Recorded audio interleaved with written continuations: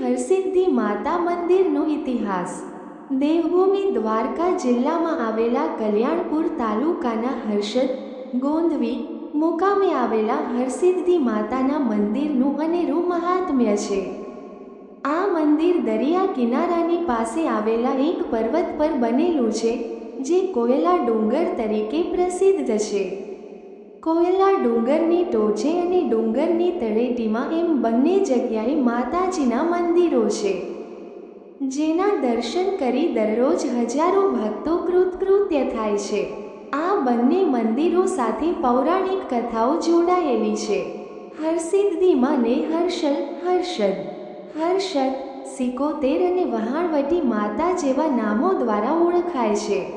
તેઓ ભગવાન શ્રીકૃષ્ણના કુળદેવી પણ છે। શ્રી હરસિદ્ધિ માતાની પ્રાગટ્ય કથા શ્રીકૃષ્ણ ભગવાનના કુળદેવી કહેવાતા હરસિદ્ધિ માતાનું કોયલા ડુંગર પર પ્રાગટ્ય કેવી રીતે થયું તેની કથા એવી છે કે બેટ દ્વારકામાં રહેતા રાક્ષસ શંખાસુરને હણવા માટે ભગવાન શ્રીકૃષ્ણે તેમના કુળદેવી હરસિદ્ધિ માતાની કોયલા ડુંગર પાસે પૂજા અર્ચના કરી। શ્રીકૃષ્ણની ભક્તિથી પ્રસન્ન થયેલી માતા કોયલા ડુંગર પર પ્રગટ થયા અને શ્રીકૃષ્ણને કહ્યું કે તમે તો ત્રિભુવનના નાથ છો, સર્વશક્તિમાન છો, છતાં મને કેમ યાદ કરી? ત્યારે શ્રીકૃષ્ણે માતાને વિનંતી કરી કે બેટ દ્વારકામાં રહેતા રાક્ષસ શંખાસુરને હણવા માટે મારે તમારી સહાયતાની જરૂર છે।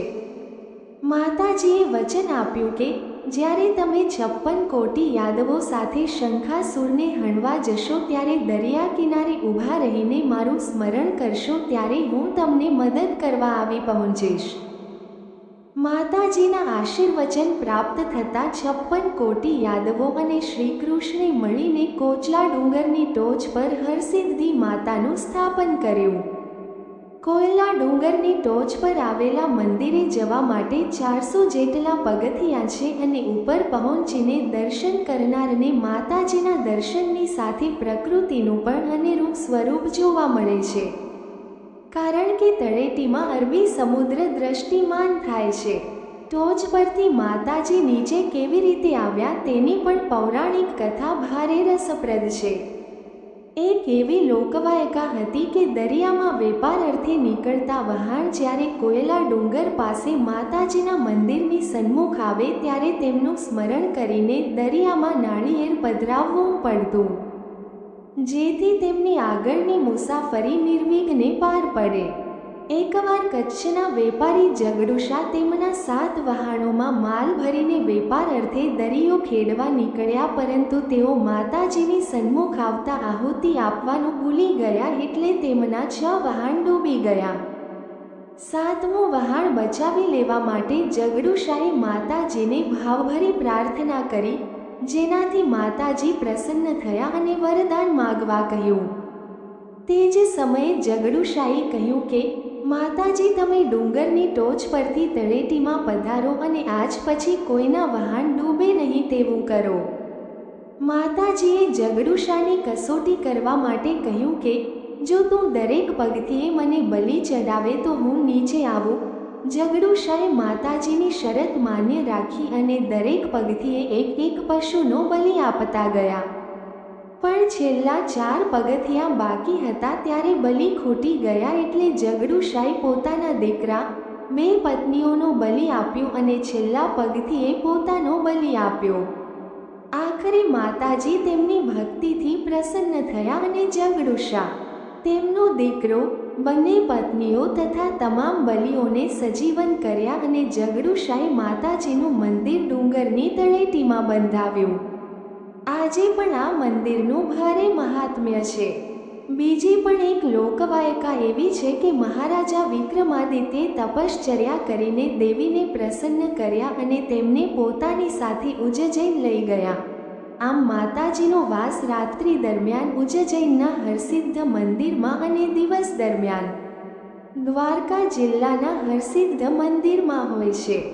માતાજી અહીં પધારે તે વખતે હિંડોળાનો અવાજ થાય, ત્યારબાદ જ આરતી કરવામાં આવે છે અને ત્યારબાદ જ દર્શન થાય છે। બંને મંદિરોના મુખ્ય પીઠ પર સરખા મંત્ર તેમજ પાછળથી દેવીની મૂર્તિઓ લગભગ સરખી છે. હરસિદ્ધ માતાનું મંદિર માત્ર સમચોરસ ગર્ભગૃહનું બનેલું છે. તેની દિવાલો તદ્દન સાદી છે. તેની રચનામાં ભૂમિ સમાંતર થર છે, જે ટોચે પહોંચતા સાંકડા બનતા જાય છે તે તેની ખાસિયત છે.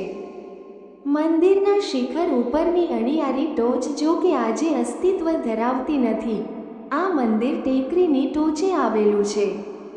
અત્યારે જે મંદિર છે તે લગભગ 12મા શૈકામાં બનેલું હોય તેવું માનવામાં આવી રહ્યું છે.